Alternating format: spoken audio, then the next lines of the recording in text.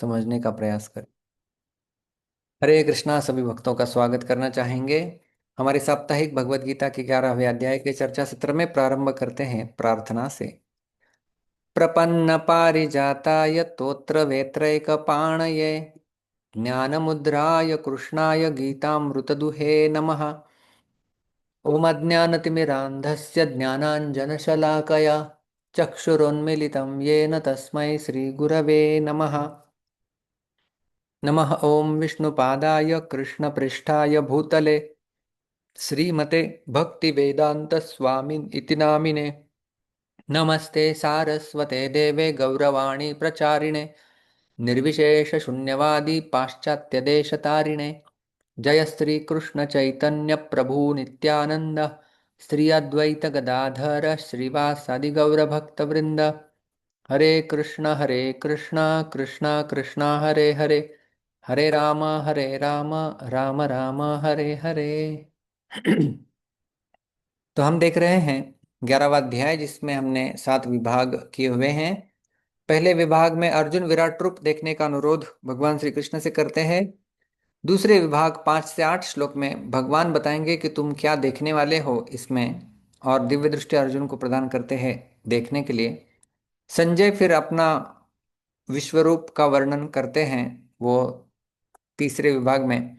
और चौथा विभाग हमारा अभी जारी है, जिसमें अर्जुन का जो है वो विश्वरूप दर्शन का अनुभव अर्जुन व्यक्त कर रहे हैं। इसी श्रृंखला में पिछले सत्र में हमने 2 श्लोकों के ऊपर चर्चा की थी, 17 और 18। किरीटिनं गदिनं चक्रिणं च तेजो राशिं सर्वतो दीप्तिमन्तं पश्यामि त्वां दुर्निरीक्षं समन्ताद् दीप्तानलार्कद्युतिमप्रमेयम्। तो इसमें हमने देखा था कि अर्जुन क्या देख रहे थे। किरीटिनम गदिनम चक्रिणम च, जो भगवान विश्वरूप है उनके कई सारे सर तो है अनेक वक्त्रा नयनम। तो कितने सारे सिर है, तो सबके ऊपर एक एक मुकुट है। तो किरीटिनम गदिनम, अलग अलग हाथों में गदाएं हैं। चक्रिणम च, चक्र से सुशोभित है हाथ। तेजो राशिम सर्वतः दीप्तिमंतम, तेजोपुंज मानो जो है वो प्रकाशमान हो रहा है ऐसा लग रहा था। और दुर्निरीक्षम दीप्ता नलारक द्युतिम, दुर्निरीक्षा ने देखने के लिए बड़ा कठिन। दीप्ता प्रज्वलित, अनल यानी अग्नि, अर्क यानी सूर्य, द्युतिम यानी प्रभा प्रकाश। तो मानो जो सूर्य का प्रकाश होता है और दोपहर का जैसे 12 बजे का सूर्य होता है उसकी तरफ देख नहीं सकते, उसी प्रकार से भगवान विश्वरूप जो है वो चमक रहे थे और अप्रमेयम यानी अपरिमित, इमेजरेबल थे। त्वाम समन्तात पश्यामि, मैं आपको सभी और देख रहा हूं। हालांकि अर्जुन के पास दिव्य दृष्टि थी, लेकिन फिर भी अर्जुन देखने के लिए असमर्थ है परिपूर्ण रूप से, इसलिए दुर्निरीक्षम शब्द का प्रयोग किया गया था। और दूसरा 18वां श्लोक भी हमने देखा था। त्वम अक्षरम परमम वेदितव्यम त्वमस्य विश्वस्य परम निधानम त्वम अव्ययः शाश्वत धर्मगुप्ता सनातनस्त्वं पुरुषो मतो में। तो यहाँ पर हमने विस्तार से देखा था, त्वम परमम वेदितव्यम अक्षरम, आप जो है वो जानने योग्य परम अक्षर तत्व हैं। जैसे वेदों शास्त्रों पुराणों स्मृतियों अर्थ अथवा संतों की वाणियों और तत्वज्ञ जीवन मुक्त महापुरुषों द्वारा जानने योग्य जो परमानंद स्वरूप अक्षर ब्रह्म है, वे आप ही है, हे विश्वरूप। त्वम अस्य विश्वस्य परम निधानम, आप ही संपूर्ण विश्व के परम आश्रय हो, ऐसे अर्जुन बता रहे हैं। संसार के परम आश्रय आधार आप ही हैं। जब महाप्रलय होता है तो संपूर्ण संसार आप में ही लीन होता है, और फिर महासर्ग के आदि में आपसे ही प्रकट होता है। इस तरह आप संपूर्ण जो है वो संसार के परम निधान है। हमने देखा था कि उदाहरण के रूप में जैसे समंदर की लहरें होती है, तो समंदर जो है वो लहरों के लिए निधानम होता है। लहर वहां पर शुरू होती है, वहीं पर रहती है, और उसका अंत भी वहीं पर होता है। इसलिए जैसे समंदर लहरों के लिए निधानम है, उसी प्रकार से संपूर्ण विश्व के लिए निधानम मानो वे विश्वरूप है, ऐसा अर्जुन बोल रहे हैं। तो हम अव्यय, आप एक अविनाशी तत्व हैं, और शाश्वत धर्म गोप्ता, आप सनातन धर्म के रक्षक है। जैसे गीता में भगवान कहे थे कि मैं अवतरित होता हूँ जब जब धर्म की ग्लानि होती है। यदा यदा ही धर्मस्य ग्लानिर्भवति भारत अभ्युत्थानम अधर्मस्य तदात्मानं सृजाम्यहम्। तो अर्जुन बताते हैं कि आप ही वो धर्म के शाश्वत गुप्ता है, रक्षक है, आप ही अवतार लेते हैं। तो हम सनातन पुरुष, और आप सनातन पुरुष है। और इसी प्रकार का अर्जुन का साक्षात्कार 10वें अध्याय के 12वें श्लोक में भी हमने देखा था। इति में मतः, ऐसा मेरा मत है, ऐसा अर्जुन का साक्षात्कार है। इसके पहले अर्जुन भगवान श्री कृष्ण को केवल एक यदुनंदन या सखा के रूप में जानते थे, लेकिन अभी उनका साक्षात्कार यह है कि यही भगवान है जो परम शाश्वत पुरुष हैं। इति में मति ही या इति में मतः। तो इस प्रकार से इन दो 15 से 18 अभी तक हमने जो 4 श्लोक देखे उसमें आश्चर्यचकित करने वाला विश्वरूप का वर्णन अर्जुन ने किया। वही वर्णन आगे बताते हुए जो 2 श्लोक आने वाले हैं 19 और 20, जिसकी हम लोग आज चर्चा करेंगे, उसमें विश्वरूप कितना उग्र है, उसका प्रभाव और सामर्थ्य क्या है, इनका वर्णन जो है वो किया जाएगा। देखते हैं श्लोक संख्या 19। अनादिमध्यान्तमनन्तवीर्यम् अनन्तबाहुं शशिसूर्यनेत्रं पश्यामि त्वां दीप्तहुताशवक्त्रं स्वतेजसा विश्वमिदं तपन्तम्। तो देखते हैं पद विभाग और एक एक शब्दों का हम लोग दो दो बार उच्चारण करेंगे। दिव्य कृष्णा।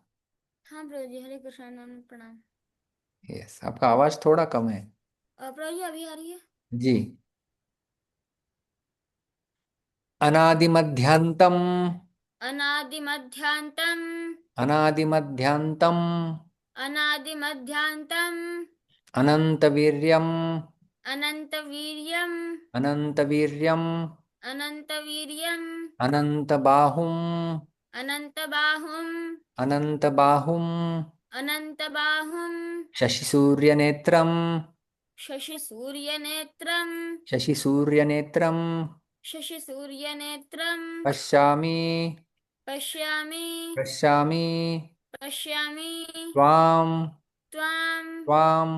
त्वां। दीप्तहुताशवक्त्रं। दीप्तहुताशवक्त्रं। दीप्तहुताशवक्त्रं। दीप्तहुताशवक्त्रं। स्वतेजसा। स्वतेजसा। स्वतेजसा। स्वतेजसा। विश्वं। विश्वं। विश्वं। विश्वम्। इदं। इदम्। इदं। इदं। तपन्तं। तपन्तं। तपन्तं। तपन्तं। संपूर्ण श्लोक गाएंगे एक एक पाद के साथ। गाओ आप दिव्य। अना अनादिमध्यान्तमनन्तवीर्यम् अनन्तबाहुं शशिसूर्यनेत्रं पश्यामि त्वां दीप्तहुताशवक्त्रं सतेजसा विश्वमिदं तपन्तम्। Good, thank you. Prabhu ji कल मेरा संस्कृत का एग्जाम है। Okay, all the best for the exam. Prabhu ji Hare Krishna, धन्यवाद। मीना माता जी। हरे कृष्ण प्रभु जी। पंचांग प्रणाम। अनादिमध्यान्तमनन्तवर्यम् अनन्तबाहुं शशिशूरनेत्रं पश्यामि त्वां दीप्तहुताश्वकत्रं स्वतेजसा विश्वमिदं तपन्तं। हरे कृष्ण प्रभु जी। गुड पंचांग। गुड, हरे कृष्णा। संतोष जी। हरे कृष्ण प्रभु जी, दंडवत प्रणाम। अनादिमध्यान्तमनन्तवीर्यम् अनन्तबाहुं शशिशूर्यनेत्रम् पश्यामि त्वां दीप्तहुताशवक्त्रं स्वतेजसा विश्वमिदं तपन्तम्। बहुत बहुत हरे अच्छा। कृष्ण प्रभु। हरे कृष्णा। शुभांगी माता जी। हरे कृष्ण प्रभु जी, दंडवत प्रणाम। अनादिमध्यान्तमनन्तवीर्यम् अनन्तबाहुं शशिसूर्यनेत्रं पश्यामि त्वां दीप्तहुताशवक्त्रं स्वतेजसा विश्वमिदं तपन्तम्। सुंदर। तिवारी। अरुणा हरे तिवारी। कृष्ण प्रणाम। हरे कृष्णा। अनाद्यान्तमनन्तवीर्यम् अनन्तबाहुं शशिसूर्यनेत्रम् पश्यामि त्वां दीप्तहुताशवक्त्रं स्वतेजसा विश्वमिदं तपन्तम्। सुंदर। पंकज प्रभु। हरे कृष्ण प्रभु जी, दंडोत प्रणाम। अनादिमध्यान्तम अनंतवीर्यम अनंतबाहुं शशिसूर्यनेत्रं पश्यामि त्वां दीप्तहुताशवक्त्रं स्वतेजसा विश्वमिदं तपन्तम्। आखिरी लेते हैं पिनल पटेल माता जी। हरे कृष्ण प्रभु जी, दंडवत प्रणाम। हरे कृष्ण। अनादिमध्यम् अनन्तवीर्यम् अनन्तबाहुं शशिसूर्यनेत्रम् पश्यामि तां दीप्तहुताशवक्त्रं स्वतेजसा विश्वमिदं तपन्तम्। थैंक यू प्रभु जी। अच्छा प्रयास किया आपने। दीप्त हुताश वक्त्रम है यहाँ पर, और अनादि मध्यांतम, तो दो श्लोक लेने वाले हैं। तो एक श्लोक यहाँ पर हम लोग देखते हैं। इस श्लोक का अन्वय आपने देखा होगा। विशेष बात यह है कि यहाँ पर एक भी अधोरेखांकित शब्द नहीं है, इसका अर्थ यहाँ पर एक भी संधि नहीं हो रही है। तो ये श्लोक बड़ा आसान है विभाजन के लिए। अन्वय देखते हैं तो अलग अलग जो है वो गुण विश्वरूप के यहाँ पर अर्जुन वर्णन कर रहे हैं। अनादि मध्यांतम अनंत वीर्यम अनंत बाहुम शशि सूर्य नेत्रम दीप्त हुताश वक्त्रम सो तेजसा इदम विश्वम तपंतम, 3 और 3 6, इन 6 गुणों के द्वारा युक्त त्वाम पश्यामि, मैं आपको देख रहा हूं। तो ये क्या है, शिल प्रोपा जी का अनुवाद देखते हैं और आगे बढ़ते हैं। आप आदि मध्य तथा अंत से रहित हैं, आपका यश अनंत है, आपकी असंख्य भुजाएं हैं और सूर्य तथा चंद्रमा आपकी आंखें हैं। मैं आपके मुख से प्रज्वलित अग्नि निकलते और आपके तेज से इस संपूर्ण ब्रह्मांड को जलते हुए देख रहा हूं। तो सर्वप्रथम शब्द का प्रयोग किए हुए 6 वर्णनों में पहला है अनादि मध्य अंतम।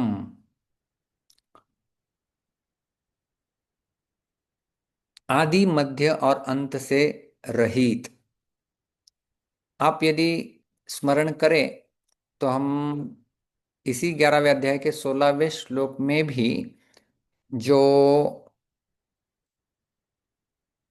अर्जुन ने इसी प्रकार की बात कही थी, नान्तम न मध्यम न पुनस्तवादिम पश्यामि विश्वेश्वर विश्वरूप, और यहां पर बोल रहे हैं अनादि मध्यांतम।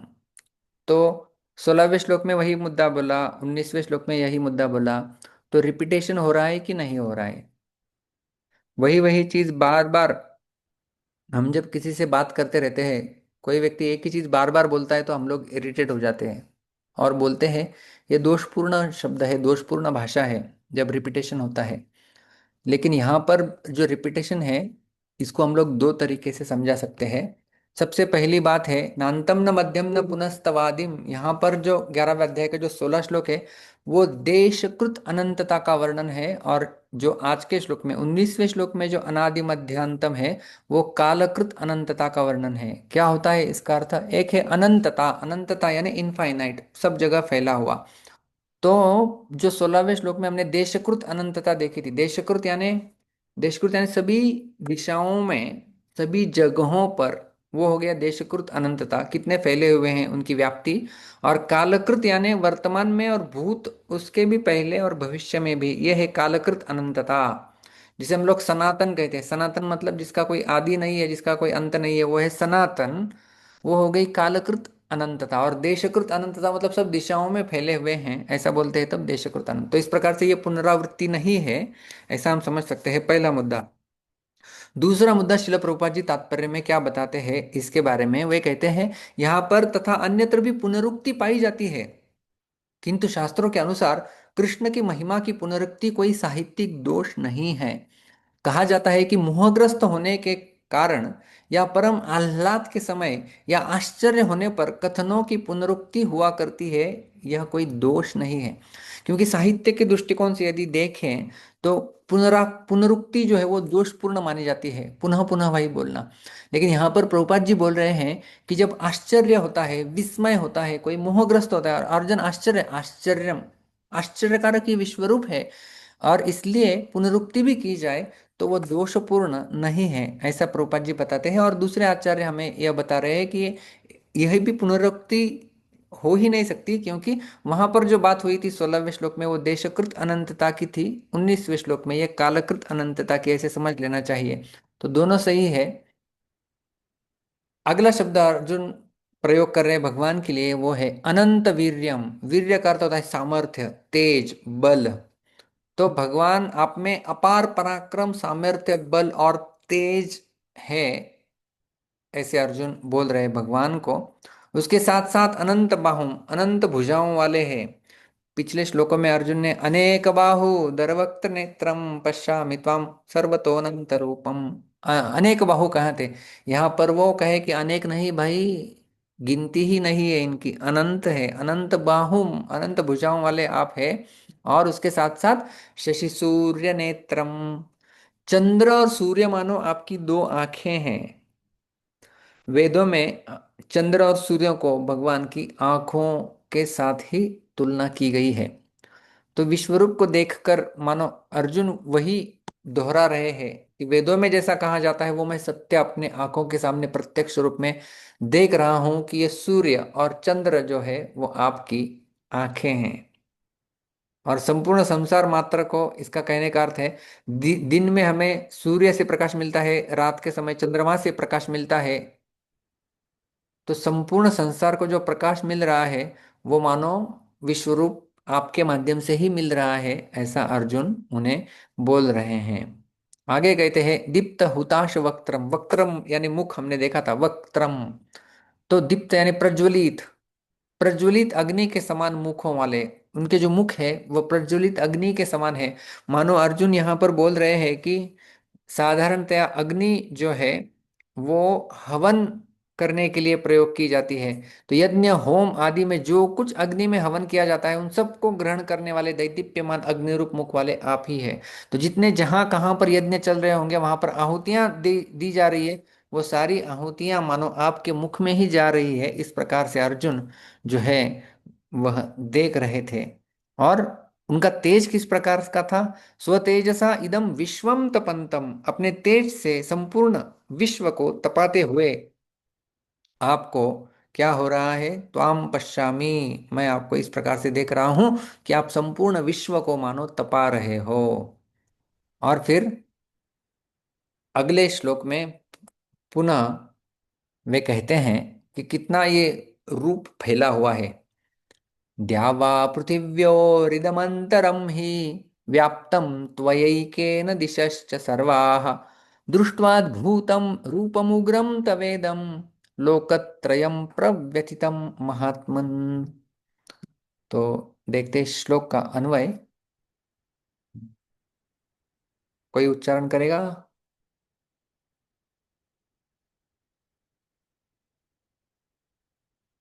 यस दिव्य कृष्ण प्रभु। हाँ प्रभु। द्यावा पृथिव्योः, द्यावा पृथिव्योः, द्यावा पृथिव्योः द्यावा पृथिव्योः इदम्, इदम्, इदम् इदम्, द्यावा पृथिव्योरिदम्, द्यावा पृथिव्योरिदम्, विसर्ग का रेप में परिवर्तन होता है, री आ जाता है। अंतरम, अन्तरम्, अंतरम अन्तरम्, हि, हि, हि हि, व्याप्तम, व्याप्तम्, व्याप्तम व्याप्तम्, त्वया, वया, त्वया त्वया, एकेन, एकेन, एकेन, एकेन, यहाँ पर वृद्धि संधि होती है, त्वयैकेन त्वयैकेन, दिशः, दिशः, दिशः दिशः, च, च, च, च, संधि हो रही है, दिशश्च दिशश्च सर्वाः, सर्वाः, सर्वाः सर्वाः दृष्ट्वा, दृष्ट्वा, दृष्ट्वा दृष्ट्वा अद्भुतम्, अद्भुतम्, अद्भुतम् अद्भुतम्, संधि होती है, साधारण संधि है। दृष्ट्वाद्भुतम् दृष्ट्वाद्भुतम् रूपम्, रूपम्, रूपम् रूपम्, उग्रम्, उग्रम्, उग्रम् उग्रम्, तव, तव, तव तव, इदम्, इदम्, इदम् इदम्, संधि होती है।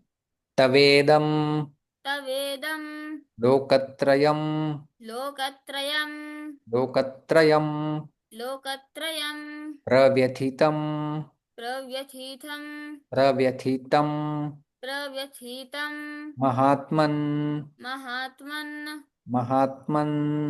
महात्मन।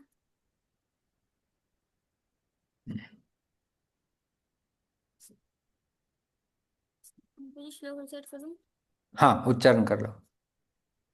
द्यावा पृथिव्योरिदमन्तरं हि व्याप्तं त्वयैकेन दिशश्च सर्वाः दृष्ट्वाद्भुतं रूपमुग्रं तवेदं लोकत्रयं प्रव्यथितं महात्मन्। उत्तम।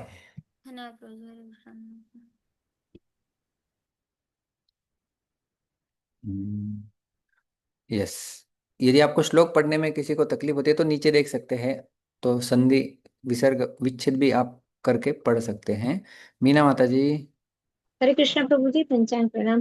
दावा पृथिव्योरिदमन्तरं हि व्याप्तं त्वयैकेन दिशश्च सर्वाः दृष्ट्वाद्भुतं रूपमुग्रं रूपमुग्रम तवेदं तवेदम। रूपमुग्रं तवेदं लोकत्रयं प्रव्यथितं महात्मन्। हरे कृष्ण प्रभु जी, पंचांग। संतोष जी। हरे कृष्ण प्रभु जी, दंडवत प्रणाम। द्यावा पृथिव्योरिदमन्तरं हि व्याप्तं त्वयैकेन दिशश्च सर्वा दृष्ट्वाद्भुतं रूपमुग्रं तवेदं लोकत्रयं प्रव्यथितं महात्मन्। उत्तम। हरे कृष्ण प्रभु। शोभा माता जी। हरे कृष्ण प्रभु जी, दंडवत प्रणाम।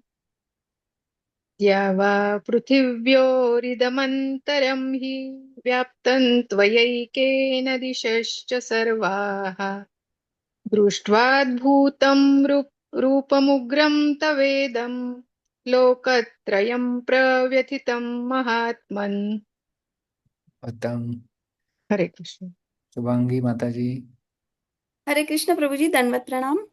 द्यावा पृथिव्योरिदमन्तरं हि व्याप्तं त्वयैकेन दिशश्च सर्वाः दृष्ट्वाद्भुतं रूपमुग्रं तवेदं लोकत्रयं प्रव्यथितं महात्मन्। सुंदर।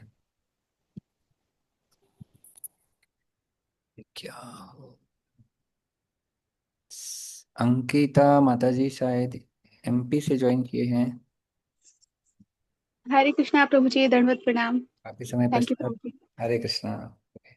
ध्यावा पृथ्व्यो ध्यावा पृथ्व्योरिदमन्तरं हि व्याप्तं त्वयैकेन दिशश्च सर्वाः दृष्ट्वाद्भुतं रूपमुग्रं तवेदं लोकत्रयं प्रव्यथितं महात्मन्। उत्तम। आखिरी रिसाइटेशन लेते हैं पिनल पटेल जी। हरे कृष्ण प्रभु जी। द्यावा पृथिव्योरिदमन्तरं हि व्याप्तं त्वयैकेन दिशश्च सर्वः दृष्ट्वाद्भुतं रूपमृगं तवेदं लोकत्रयं प्रव्यथितं महात्मना। यहाँ पर थैंक यू प्रभु जी। बोलिए रूपमुग्रम। ओके। मेरे पीछे बोलिए रूपमुग्रम। रूपमुग्रं। यहाँ पर आपकी थोड़ी गलती हो गई थी। दृष्ट्वाद्भुतम रूपम उग्रम। Thank you. तो आइए देखते हैं श्लोक का अन्वय। ये भी आसान श्लोक है। हे महात्मन, अर्जुन बोल रहे हैं भगवान को, द्यावा पृथिव्यो हो इदम अंतरम सर्वाहा दिशः च त्वया एकेन ही व्याप्तम तव इदम अद्भुतम उग्रम रूपम दृष्ट्वा लोकत्रयम प्रव्यथितम। आप समझते होगे अन्वय। अन्वय हम लोग किस प्रकार से करते हैं। अन्वय आपको समझ में आ गया तो संपूर्ण श्लोक का अर्थ समझ सकता है, क्योंकि ये काव्य के रूप में दिए गए श्लोक है। तो इनको सबको हम लोग जो है अर्थ के अनुसार, विभक्तियों के अनुसार एकत्रित किया जाता है। और इन सब को हम लोग केवल बाद में आगे चल के अर्थ देखते हैं। चलो प्रभुपाद जी अनुवाद क्या करते हैं देखते हैं। यद्यपि आप एक हैं, किंतु आप आकाश तथा सारे लोकों एवं उनके बीच के समस्त अवकाश में व्याप्त हैं। हे महापुरुष, आपके इस अद्भुत तथा भयानक रूप को देखकर सारे लोग भयभीत हैं। एक एक यदि हम लोग देखें तो द्यावा पृथिव्यो हो इदम अंतरम। द्यावा, द्याव कहते हैं स्वर्ग को, और पृथ्वी यानी पृथ्वी। तो द्यावा पृथिव्यो हो इदम अंतरम ही, इन दोनों के बीच में जो अंतर है, इन दोनों के बीच में, पृथ्वी और स्वर्ग के बीच में जो अंतर है, तो इन सब अंतराल में आप फैले हुए हैं, ऐसे अर्जुन बोल रहे हैं। कहाँ से कहाँ तक ये फैले हुए हैं, अभी ये एग्जैक्टली उसका मेजरमेंट नहीं है, क्योंकि अर्जुन ने पहले जो है वो उरगांश्च दिव्यान, दिव्य सर्पों को भी देखा था, और गर्भोदक विष्णु कम ब्रह्मांडमीशम कमलासनस्तम, कमलासन के ऊपर ब्रह्मा जी, जो कि पाताल के भी नीचे, इतने नीचे वहां पर, वो भी देखा था। तो अर्जुन केवल एक ऐसा बताते हुए कि जो पृथ्वी और स्वर्ग, इन दोनों के बीच में जो सब जगह है, सब अंतराल है, वो सब आपने व्याप्त कर ली है। और सर्वहा दिशः च, समस्त दिशाएं, सब दिशाएं आपने व्याप्त कर ली है। कौन बताएगा मुझे कितनी दिशाएं होती है?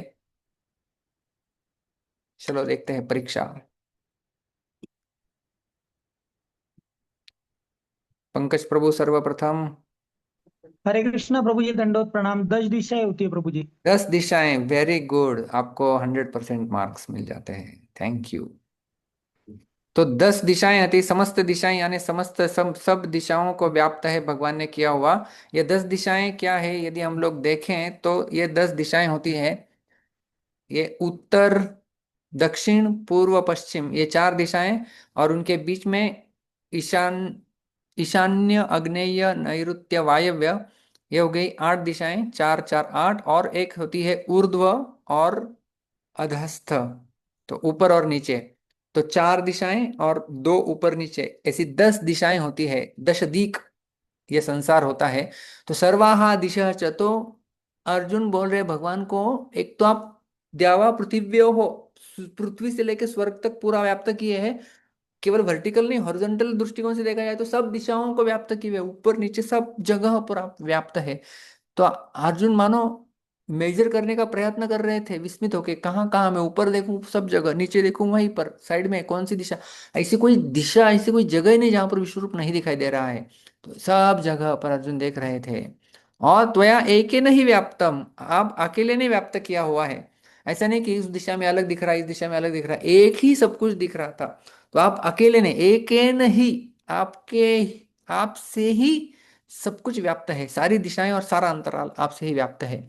और आगे कहते हैं, तव इदम अद्भुतम उग्रम रूपम दृष्टवा, तव यानी आपका, यह जो इदम यानी इस अद्भुत और उग्र, रूपम यानी रूप को देखकर, देखकर, यह अद्भुत रूप क्या है भगवान का, भगवान में अनेक तरह की अद्भुतता है, विदेश काल वस्तु व्यक्ति रूप ज्ञान आदि सब दृष्टियों से अनंत है, इनफाइनाइट, जिसको हमने कभी देखा नहीं, सुना नहीं, जाना नहीं, समझा नहीं, और हमारी कल्पना में कभी आया भी नहीं, वह सब विराट रूप के अंतर्गत है।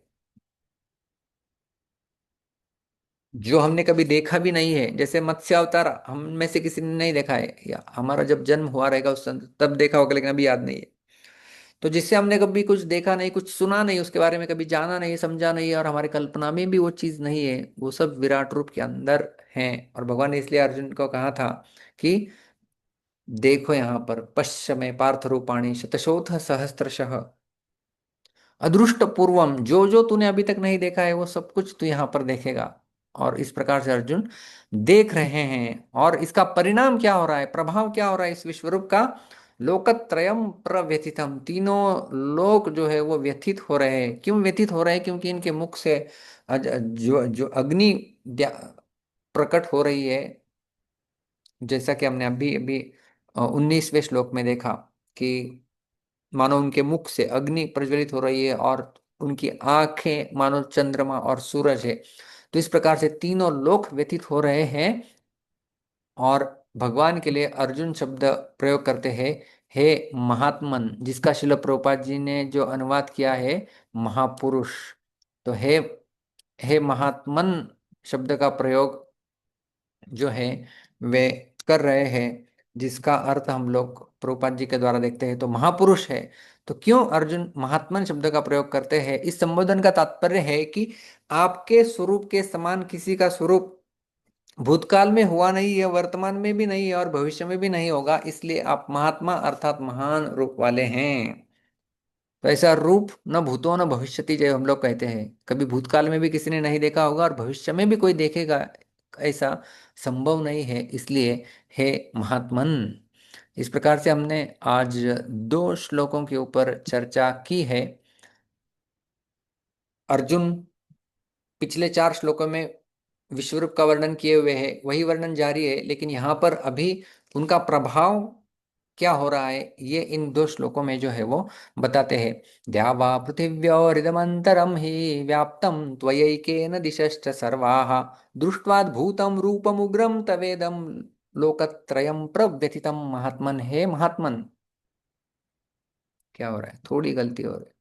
अच्छा, दोनों एक ही लेके आया मैं, क्षमा करना, 1 सेकंड। हम लोग रिकैप कर रहे हैं और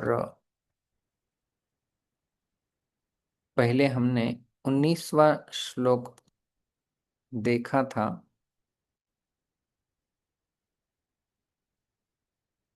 अनादिमध्यान्तमनन्तवीर्यम् अनन्तबाहुं शशिसूर्यनेत्रं पश्यामि त्वां दीप्तहुताशवक्त्रं स्वतेजसा विश्वमिदं तपन्तम्।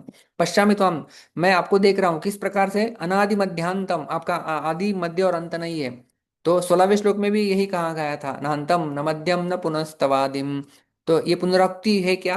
पुनरुक्ति है, लेकिन ये साहित्यिक दोष नहीं है। प्रभुपाद जी ने बताया था कि यदि कोई आश्चर्यचकित विस्मित है, मोह में है, तो इस प्रकार का पुनरुक्ति होना यह साहित्यिक दोष नहीं माना जाता। और दूसरा हमने देखा था कि किस प्रकार से 16वें श्लोक में वो देशकृत अनंतता का वर्णन है और 19वें श्लोक में कालकृत अनंतता का वर्णन है। अनंत वीर्यम, आपका जो तेज बल है वो अनंत है, इनफाइनाइट है। आपके अनेक सारे, आपके अनंत बाहु है। सूर्य और चंद्रमा मानो आपके आंखों के समान है। शशि सूर्य नेत्रम दीप्त हुताश वक्त्रम, आपके मुख से जो है वो ज्वाला प्रज्वलित हो रही है, मानो जहां जहां पर हवन यज्ञ इत्यादि हो रहे हैं उन सब में दी हुई आहुति आपके मुख में अग्नि के माध्यम से प्रवेश कर रही है। सो तेजसा इदम विश्वम तपंतम, आपके तेज से आपने संपूर्ण विश्व को जो है वो प्रकाशमान जो है वो कर रहे हैं। और आपका रूप कहां से कहां तक फैला हुआ है?